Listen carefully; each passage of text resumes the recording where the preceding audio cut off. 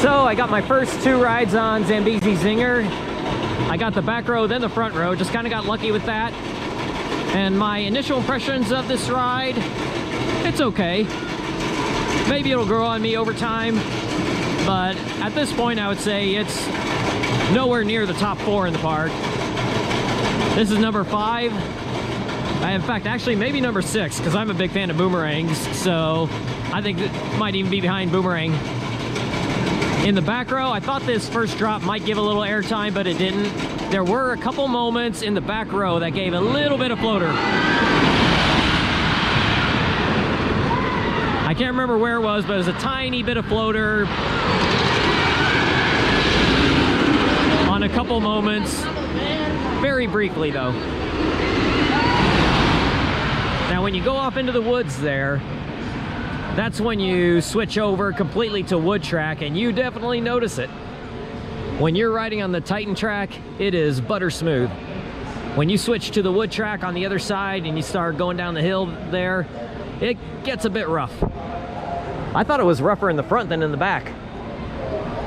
What's interesting is that the restraints are different than other GCIs. You don't have the regular restraints that you're used to with most GCIs. These are like hydraulic, maybe? I don't know. But they come down tighter as you go, and you cannot fight against it. It will come down tighter against you no matter what you do. I tried pushing hard against it, and it kept coming down tighter anyway. The front row didn't seem to have any airtime.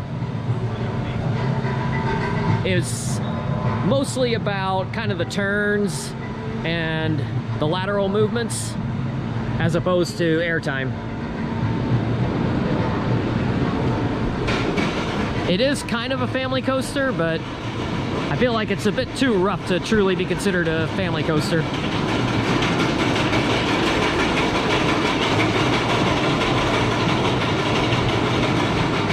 It's a 48-inch height requirement. At this point, I would say it's definitely towards the bottom of my GCIs.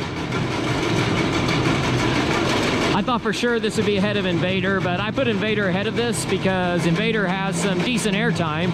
I have gotten some pretty weak rides on Invader where the airtime was almost non-existent, but at least it had some. This has, like I said, in the back row, you get a couple of moments with just a tiny, tiny bit of airtime. In the front row, I didn't feel anything. But it's not a bad ride. I came in with low expectations. So I wouldn't say I was disappointed, because I wasn't expecting it to be the greatest ride in the park.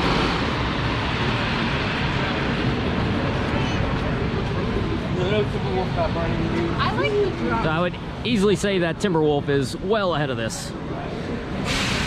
My only question is it ahead of Boomerang or not? I don't know.